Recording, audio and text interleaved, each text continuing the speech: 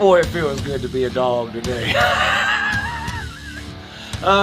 Good morning. It's Uncle Lou here. Yeah, that's right. It's me, Uncle Lou. And guess what?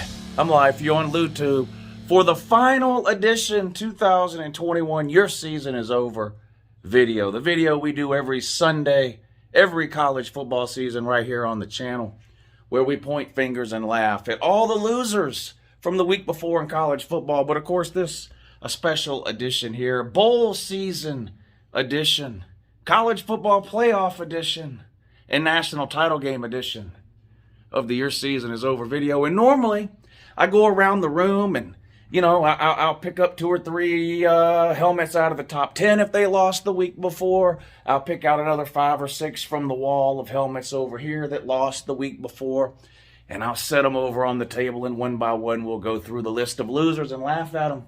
But the reality is, unless you're Georgia, well, you're a loser.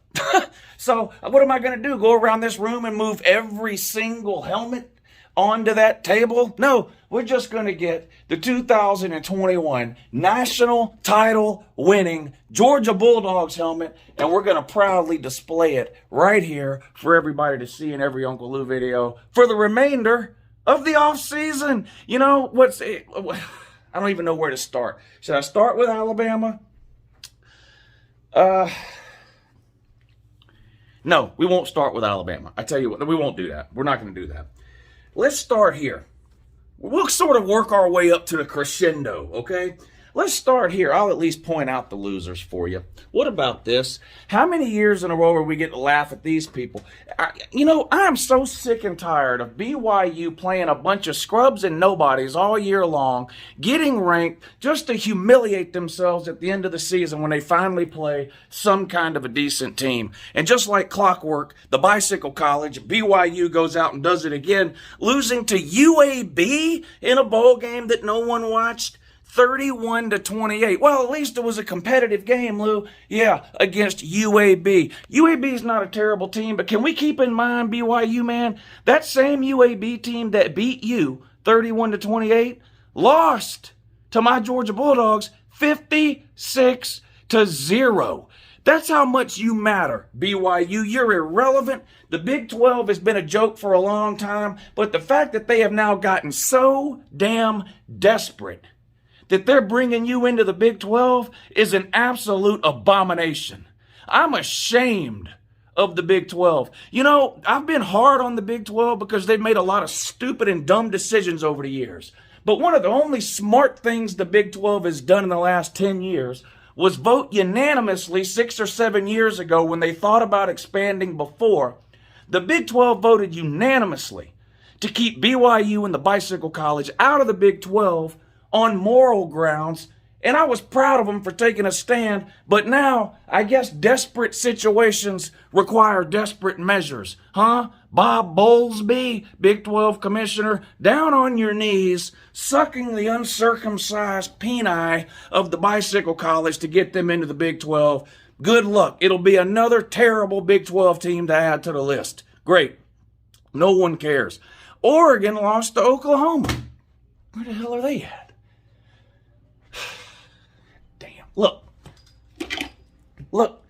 Look. Now, first of all, Oregon's got 2,800 different mini helmets, but that's the one Uncle Lou happens to have. Someone sent me that one, so that's the one that I have. But, of course, Oregon went out and lost, speaking of the Big 12, to Oklahoma, 47-32.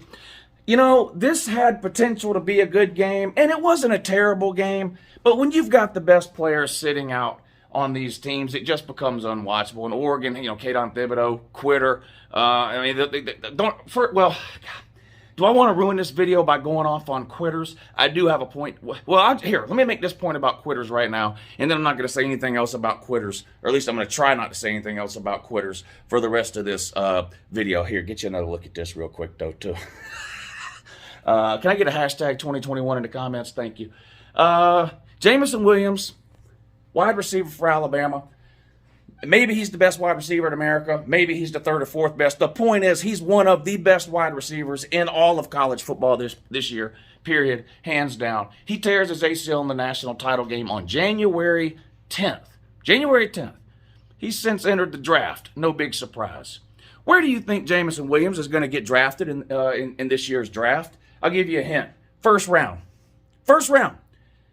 So when the draft comes along and Jameson Williams, with a torn ACL on January 10th, gets drafted in the first round, how do the rest of the quitters justify quitting? Because this is what we hear. Well, what if they tear their ACL and fix their draft stock? If you're good enough to get drafted in the first round and you tear your ACL in bowl season, you're still getting drafted in the first round. This isn't 1988, okay? Bo Jackson's not being forced to retire for a hip injury. These players can come back. Jameson Williams is going to get drafted in the first round, and all the quitters with their excuses about, well, what if I get hurt? If you're good enough to get drafted, you'll get drafted. Shout out to Jameson Williams. Hope he gets a quick and full 100% recovery. He's a bad man. But anyway, okay, enough about that. Oregon did crap to bed. No surprise. Oregon up, down, up, down, up, down, up, down. They lose their coach, Mario Cristobal. They bring in Dan Lanning from Georgia. We'll see what happens. It's hard to buy into Oregon in the immediate future, in my opinion.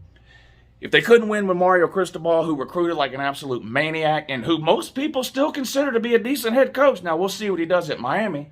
Hint, probably going to do the same thing the last 7 coaches at Miami have done. Squadouche, nothing. Miami's a toilet bowl. It's where coaches go to become irrelevant. But anyway, they lost to Oklahoma, no surprise. Oregon got blown out twice by Utah. How'd they beat Ohio State on the road? Damn, Ohio State. Y'all got some splaining to do. You got blown out by Michigan, too. More on that in a minute. But yeah, Oregon, you lost to Oklahoma. What about the Taters? Man, shout out. Let's get a big shout out to the Taters. Where's my damn C- hat? I don't see my C- hat in here. Tater hat. Clemson beat Iowa State. Another game where you had people sitting out for no particular reason at all. Let's see what Clemson score. 40, 45, 50 points. Nope, 20. 20 points. About their season average, Clemson. What a pitiful offense the Taters had this year. Fortunately for them, they didn't make a New Year's Six bowl or the playoffs where they would have got absolutely obliterated. Instead, they played in a no-name bowl, the Cheez-It Bowl. My God, how the mighty have fallen. The Cheez-It Bowl. Congratulations, Dabo, on your huge Cheez-It Bowl victory over Iowa State, 20-13. But Iowa State, yep, you went ahead and lost. No surprise there. Was Iowa State ranked in the top 10 in the preseason? Yes, they were. So was Clemson. Cheez-It Bowl. This was the Underachievement Bowl, is what it was. This was the Underachievement Bowl. 2 teams, Iowa State and Clemson, both ranked in the top 10 in the preseason. Did either one of them finish ranked? Maybe. Maybe they finished in the 20-ish range. God, what 2 jokes of a team there, Iowa State and the Taters. Man, Clemson better do something this coming year, 2022. And it's hard to see them doing that much, ain't it? They lost both their coordinators. Their quarterback is absolute doo-doo. Clemson fans running around on their hands and knees praying that freshman quarterback they're bringing in is going to be good. Newsflash, you went on an amazing run. An amazing run, Deshaun Watson and Trevor Lawrence, 2 all-world quarterbacks that were basically ready to play the minute they graduated high school. That is not the norm. That is not the norm. So go ahead and hang all your fucking hats on Cole Klubnik or whatever. I swear to God, man, Clemson goes out and gets these quarterbacks. Who's got the weirdest name? Let's sign them. Let's see. Is Clemson going to use the transfer portal this year? Dabo with his all-in routine and speech and poor little old Clemson. Yeah, poor little old Clemson. Worst recruiting class in about 6 years, too, you have this year. Good thing you have great defense. Oh, they're all leaving? Oh, oops. Well, defense gone. Better hope your offense figures out what the hell they're doing next year, or you could be staring down the barrel of another embarrassing season. Pitt lost to Michigan State in the bowl game that pissed me off the most. Pitt, of course, amazing season this year by quarterback Kenny Pickett, Heisman contender all year long. Michigan State, one of the best running backs in America this year, Kenneth Walker Jr., another guy that was in the Heisman conversation all year long. Both of them threw up one of these to their respective schools, teams, teammates, and fans and said, nope, can't be bothered to play in this bowl game, and they dipped out for no particular reason. Now, it ended up being, I guess, a decent game, but not worth 31-21. Why? I didn't watch it. I said when those 2 guys quit, I said I'm not watching. I'm boycotting. I'm making a stand on principle here. I am not watching this bowl game, even though it's a New Year's Six game. I am not watching this because each of the team's best players are quitters, and that's what they did. They quit. Again, shout out to Jamison Williams. I hope he gets a full recovery. What else do we have? Notre Dame keeps the streak alive. How is this possible? How is this possible? Rudy was a long time ago. And I actually got hoodwinked here, and that's my own fault. I picked Notre Dame to win that game. I should have known better. Notre Dame falls into the category of you have to prove me wrong, and unfortunately, I fell for it. I should have forced them to prove me wrong. Notre Dame has not won a major postseason game since the 1988 season. That's absolutely pitiful. They're something like 0-13 in major postseason games since 1988, and their average margin of defeat is 25 points. Now, I do want to give Notre Dame some credit because this was an amazing game. And we had some great games, particularly on New Year's Day. Some great games, and this was one of them. But Oklahoma State gets the win, 37-35. Notre Dame, with that interim head coach, just couldn't get it done. It's one thing not to win a major postseason game. Okay, 1988, long time ago, haven't won a major postseason game since then. That's bad enough if you've only had like maybe 2 or 3 opportunities, right? Maybe there's only been 2 or 3 times in the last, whatever it is, 33 years that you've made it to a major postseason game and you got a tough matchup and so you're 0-3. No, Notre Dame's like 0-12, 0-13. Basically every other year, on average, Notre Dame finds themselves in a major postseason game and they're winless. I mean, that's sad. This goes back to the BCS era. So basically, any BCS game Notre Dame has played in, any BCS title game Notre Dame has played in, any New Year's Six game Notre Dame has played in, any college football playoff Notre Dame has played in, and the one conference championship game they played in. I'm including all those as major postseason games. They are winless. 0-12, 0-13. You would think anybody given 12 or 13 opportunities would at least get lucky. 1 out of 10. Not Notre Dame. They keep the streak alive. They cannot win a major postseason game to save their life. And it's absolutely embarrassing. And me getting that game wrong by picking Notre Dame, that's on me. And I take full responsibility for that. I never should have done that. What an idiot I am. Anyway, what about the Rose Bowl? Another great New Year's Day game. Utah loses to Ohio State 48-45. Another game where you had a lot of quitters, mostly on the Ohio State side. But Ohio State had a lot of young offensive talent that did play, right? C.J. Stroud at quarterback, Travion Henderson at running back, and a gazillion future NFL wide receivers. Najigba Smith, of course, being the best of the bunch. That guy went out, 300, did he have 300 and something yards receiving? Unbelievable. Broke Rose Bowl records. That was a great game. I'll have plenty more to say about Ohio State all off season. I think Ohio State is one of a handful of teams that's got a really, really good shot to win it all in 2022. Their offense is going to be unbelievable again with C.J. Stroud, Travion Henderson, and 3 NFL wide receivers. They do have to get better defensively, but they've made some changes on the defensive staff. There's reason to be optimistic if you're Ohio State that defense can improve enough to at least win the Big Ten and get you into the playoffs, and then we'll see what kind of matchup you might get. But I wouldn't be surprised to see Ohio State ranked very, very high in everyone's preseason polls for next year. But they get a big Rose Bowl win, 48-45 over Utah. Now let's talk about the SEC a little bit. The SEC did not perform well in bowl season, and we can say, well, the players don't care about bowl games anymore. You got players sitting out. It doesn't really count. Blah, blah, blah, blah. That may be true. But here's the deal. If the SEC would have went 10-2 in bowl season, we'd all be bragging about it. We would. Those of us that are SEC homers. So the fact that they stunk it up in bowl season, we don't get to just turn around and say, well, that doesn't matter, that doesn't count. You can't brag when the SEC dominates in bowl season and then act like it doesn't matter when they shit the bed in bowl season. And that's what the SEC did this year. Mizzou lost to Army 24-22. Florida lost to Central Florida.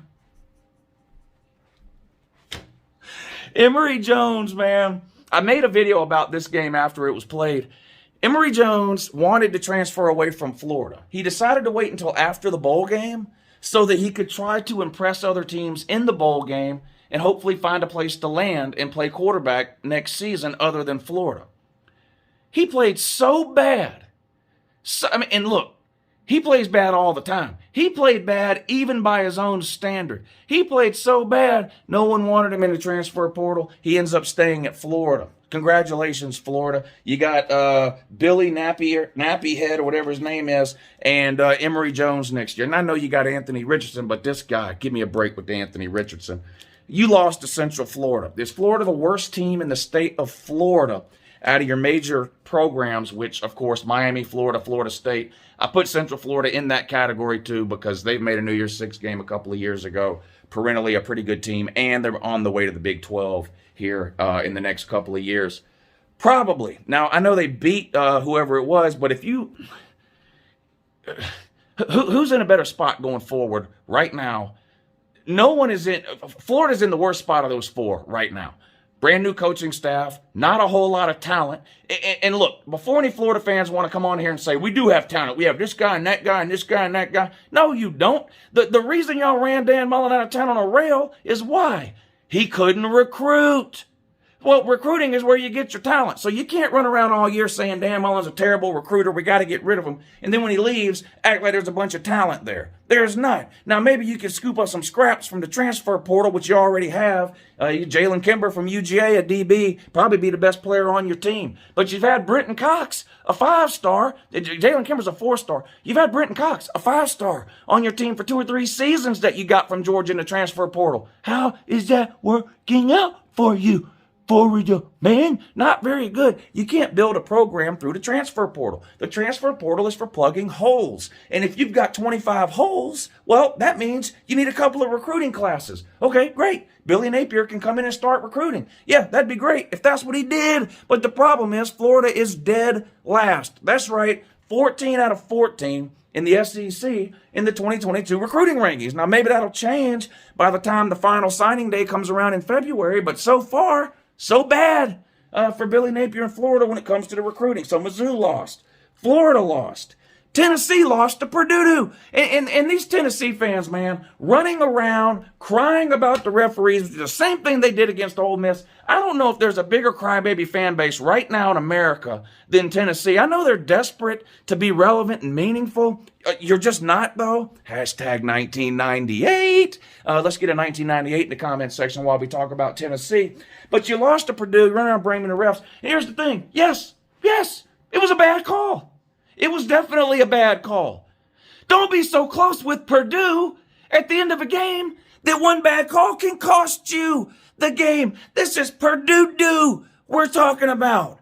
This is Purdue we're talking about. So yeah, the referee, but breaking news, the referees made bad calls in the national title game. Against Georgia even. First or second play of the game. What's his name? Bryce Young fumbles. We pick it up and score. They say it was a pass. Same exact thing happens to Georgia. Stetson Bennett in the second half, and they call it a fumble. So, yeah, bad calls happen all the time. Don't put yourself in a position, especially against a terrible Purdue team, where the referees, one bad call at the end, can cost it. Look, maybe if you had anybody on that Swiss cheese defense that knew how to wrap somebody up and tackle, maybe if you had anybody on that defense that knew how to cover a receiver, maybe if you had any decent defensive lineman on that defense, it wouldn't have mattered. That's what you should be upset about. The fact that your defense is so bad, you can't slow down Purdue. Or what about the play calling at the end of the game by Tennessee? They need a field goal to send the game to overtime. They've got the ball on about the 40 or 45-yard line of Purdue with about a minute to go. That is plenty of time to get yourself 15 or 20 yards in the field goal range. Do they do that? No, a series of 45-yard Hail Marys at the end of the game that Hendon Ho overthrows by 1,000,000 friggin' yards. Tennessee lost that game because they suck, not because of Purdue. Mizzou lost. Florida lost. Tennessee lost. Auburn lost to Houston, another group of 5 team. Auburn lost, group of 5. Florida lost, group of 5. Mizzou lost, group of 5. Auburn loses to Houston 17-13. Mississippi State gets blown out by Texas Tech. By Texas Tech. Oh my God. Mike Leach, former employer, Texas Tech. Mike Leach goes on a media tour the week before this game crying about how much money Texas Tech still owes him and how he's going to, even though he's not going to get paid his money, he's going to take it out in other ways, referring to this bowl game. And then they go out and get absolutely obliterated by one of the worst Texas Tech teams I've ever seen. Embarrassing. Ole Miss lost to Baylor 21-7. I know Matt Corral went out in the first half, but come on. Injuries are part of the game. Injuries are part of the game. LSU lost to Kansas State 42-20. LSU had, 38 scholarship players, whatever, and no coach. Everyone saw that coming, but still it adds to the embarrassing list of SEC losses in bowl games. Now, believe it or not, you did have a couple of SEC teams that actually found a way to win their bowl games that were played in the middle of December that no one cared about or watched. South Carolina beat North Carolina 38-21. I'm not completely shocked South Carolina won that game. I'm surprised they won it by that margin, though, and I'm surprised they did it with a quarterback who hadn't attempted a pass all season long. He comes out in that game and goes like 4 for 4 or something. Weird game, but South Carolina did win. Kentucky beats Iowa 20-17. Iowa and Iowa State combined for 0-2 in their two bowl games, but Kentucky beats Iowa 20-17. Shout out to Kentucky. They've got one of the best recruiting classes they've ever had coming in this year, plus Wan'Dale Robinson is coming back, I think, and Will Levis, the quarterback, is coming back. Kentucky be a pretty good team next year. Probably be picked to finish second in the East, to be honest, next year. Behind who? Georgia! You already know. Well, don't ask dumb questions. What else? Arkansas beat Penn State 24-10. Arkansas, another team heading in the right direction, aren't they?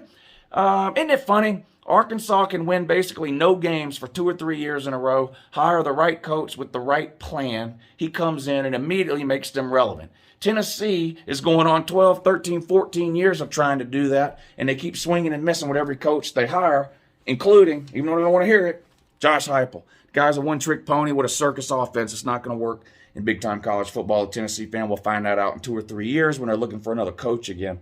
But congratulations to Arkansas. They beat Penn State. Shout out to Sam Pittman and all the Arkansas fans. So there you go to run down to the SEC. Now, the college football playoff. Bama went out and handled business against an overmatched Cincinnati team. I say overmatched, I mean roster top to bottom. Clearly Alabama more talented and definitely had the better offense in that game. Desmond Ridder did not play well, and that's what it would have taken for Cincinnati really to have any chance. In that game against Bama, Desmond Ridder would have had to have the game of his life. And offensively, Cincinnati was just never able to get anything going. They were outmatched. Defensively, Cincinnati played pretty well, especially pass defense. Alabama's run game has been awful this year. One of the worst rushing seasons for Alabama since Nick Saban got there way back in 2007. Whatever it was, they couldn't run the ball all year. Wasn't a problem against Cincinnati. Ran it down their throat. Ran for over 200 yards in that game. Again, didn't pass that well, but Cincinnati's got an elite secondary. A lot of people get hung up on the fact that they're a group of 5 team, so therefore every player they have is worse than any group of 5 player or a power 5 player. And that's just not true. Cincinnati, and I tried telling people this all year about Cincinnati, Cincinnati's a legitimately good team. Now, depth obviously is an issue because they can't recruit at the level of the big boys in the Power 5, so injuries are way more detrimental to a team like Cincinnati than they are one of the big boy teams. But Cincinnati's secondary is unbelievable. Way better than UGA's, which is I argue with Georgia fans about that all season too. But Cincinnati's got 3 NFL players in their secondary. They've got one guy who hasn't given up a touchdown pass his entire college career. I mean, that's unbelievable. And he didn't give one up against Alabama either. Jamison Williams played okay, but he didn't have any big ones, right? I think Jamison Williams had 5 or 6 catches for 40 or 50 yards or something. Didn't have any touchdowns. I mean, Cincinnati, I think, had a good showing for themselves. You know, I had a lot of people, and you knew this was coming. Cincinnati lost 27-6. I told you they shouldn't have been there. Who else you going to put there? Go back and look at all the first-round playoff games from the 2014 to now. They're almost all blowouts. That doesn't mean the team didn't deserve to be there. It just means Alabama was clearly the better team. I think Cincinnati deserved their shot in the playoffs this year. They got it.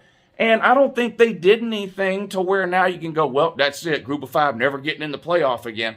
We've seen a ton of first-round playoff games, Power 5 versus Power 5, that were way more lopsided than this one, which ended 27-6, Alabama on top. Georgia, of course, handled business in the Orange Bowl against Michigan, absolutely destroying and demolishing Michigan 34-11.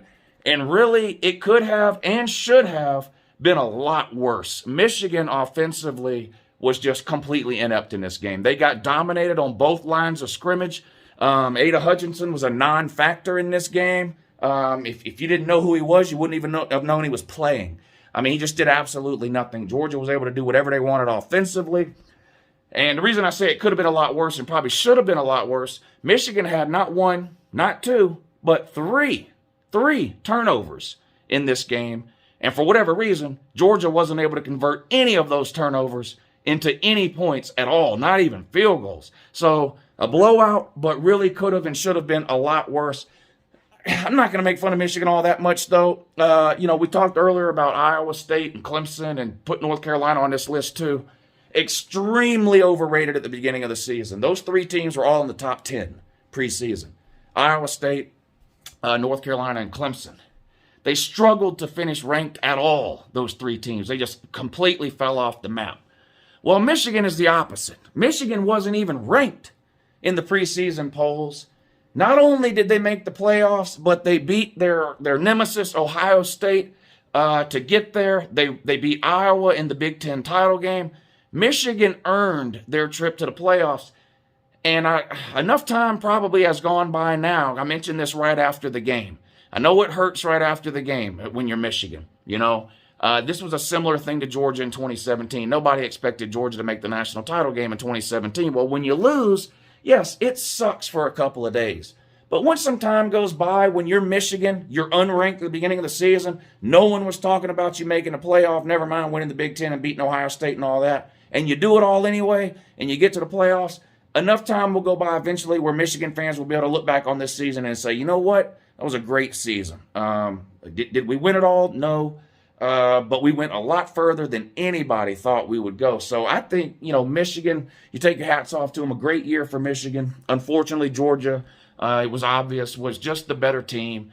And Georgia wins and advances, of course, playing Alabama in the national title game. Ohio State got blown out by Michigan. Y'all remember that?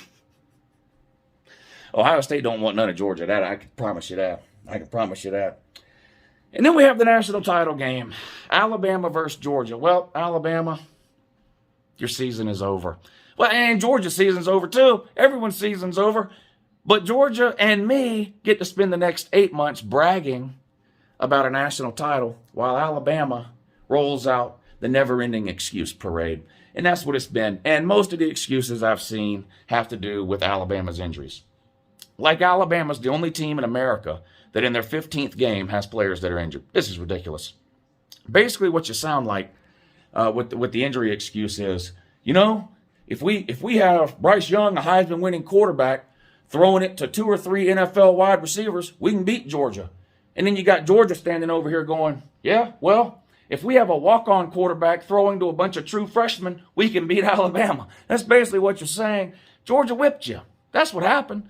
The fourth quarter of that game was humiliating for Alabama. Humiliating. Georgia averaged like 12 yards per carry in the fourth quarter.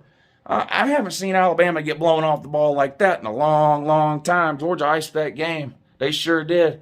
Georgia's first touchdown of the season this year, a pick 6 against Clemson.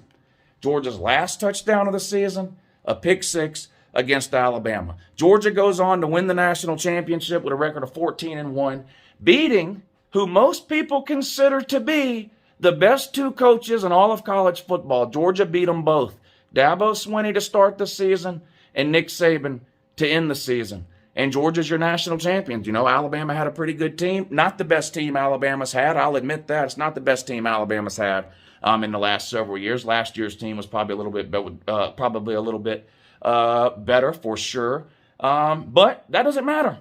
Georgia didn't have to play last year's Alabama team this year. We played them last year. Didn't have to play them this year. That's just not the way football works. What if 2020 Alabama would have had to play 2019 LSU? Well, yeah, that's fun to talk about, but it doesn't matter. Alabama won the national title in 2020. They didn't have to play 2019 LSU to win the national title in 2020, so it's irrelevant to talk about. The point is, the team, the best team at the beginning of the season, the middle of the season, and the end of the season was Georgia, and Georgia won the national title. They had one hiccup. Georgia played by far its worst game of the season, especially defensively, in that SEC title game, and congrats to Alabama. You are the SEC champions. Now, why you have Alabama fans running around trying to tell me that the SEC title game is the real national title game because the SEC is the best conference, I'm sitting here going, okay, first of all, that's dumb to say for a multitude of reasons, but how can you not remember 2017, Alabama? Georgia won the SEC in 2017. You then beat Georgia in the national title game. Are you telling me that Georgia is the real 2017 national champion? That's what you're saying by pretending that Alabama is the real 2021 champion. You're just retarded, which is something all of us have known about the majority of the Gumps for our entire lifetimes. Half you people can't put a sentence together. You know little to nothing about Alabama football outside of Nick Saban, Bear Bryant, and 18 titles, woo, 18. Yeah, and some of them are even real. Some of them are even real. You lost. You lost. Oh, well, Kirby Smart improves to 1-4 against Nick Saban. Yeah, but 1-0 since Monday. 1-0. 1-1 in national title games. Hey, how old was Nick Saban before he won his first national title? I'll give you a hint. He's a lot older than 45, which is how old Kirby Smart is. How many years was Nick Saban a head coach before he won his first national title? I'll give you a hint. He was a head coach for a lot more than 6 years before he won his first national title. Kirby Smart's ahead of the curve.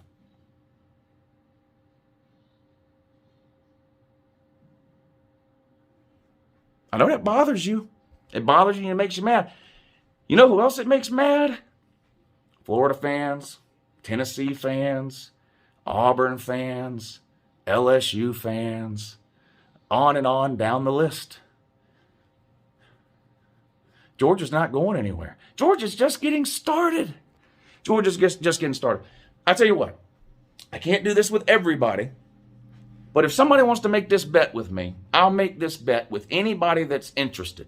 Now, you know how I make bets.